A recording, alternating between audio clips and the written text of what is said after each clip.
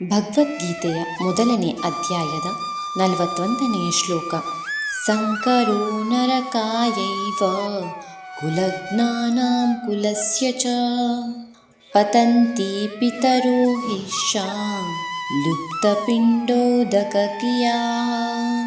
ಅನುವಾದ: ಕುಟುಂಬದ ಪೂರ್ವಿಕರಿಗೆ ಕಾಲ ಕಾಲಕ್ಕೆ ಪಿಂಡೋದಕ ಪ್ರದಾನವು ಅಗತ್ಯ. ಈ ಪ್ರದಾನವನ್ನು ವಿಷ್ಣು ಪೂಜೆಯ ಮೂಲಕ ಮಾಡಲಾಗುತ್ತದೆ, ಏಕೆಂದರೆ ವಿಷ್ಣುವಿನ ಪ್ರಸಾದ ಸೇವನೆ ವ್ಯಕ್ತಿಯ ಎಲ್ಲ ಪಾಪ ಕರ್ಮಗಳಿಂದ ಮುಕ್ತಗೊಳಿಸುತ್ತದೆ. ಕೆಲವರು ಸ್ಥೂಲ ದೇಹವನ್ನು ಪಡೆಯಲಾಗದೆ ಪ್ರೇತಗಳಾಗಿ ಸೂಕ್ಷ್ಮ ಶರೀರದಲ್ಲೇ ಉಳಿದಿರಬೇಕಾಗುತ್ತದೆ. ಪ್ರಸಾದದ ಉಳಿದ ಭಾಗವನ್ನು ವಂಶಜರು ಪಿತೃಗಳಿಗೆ ಅರ್ಪಿಸಿದಾಗ ಪಿತೃಗಳಿಗೆ ಪ್ರೇತ ಅಥವಾ ಬೇರೆ ಬಗೆಯ ಯಾತನೆಯಿಂದ ಬಿಡುಗಡೆಯಾಗುತ್ತದೆ. ಭಕ್ತಿಪೂರ್ವಕ ಸೇವೆ ಸಲ್ಲಿಸಿದ ಮಾತ್ರದಿಂದಲೇ ಒಬ್ಬ ಮನುಷ್ಯನು ಸಾವಿರಾರು ಮಂದಿ ಪೂರ್ವಿಕರನ್ನು ಎಲ್ಲ ಬಗೆಯ ಯಾತನೆಗಳಿಂದ ಬಿಡುಗಡೆ ಮಾಡಬಹುದು.